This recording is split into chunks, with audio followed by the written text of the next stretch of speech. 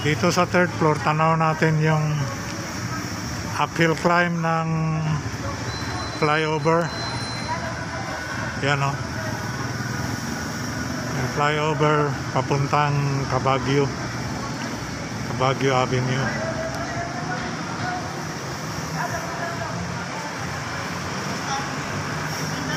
Yung design niya parang web design, yung nakabalot sa buong building. Ayan o.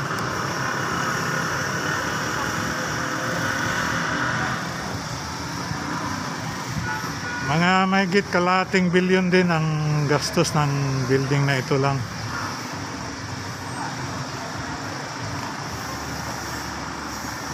Yung mga nakapaskil doon na billboard, mga mahigit 450 million.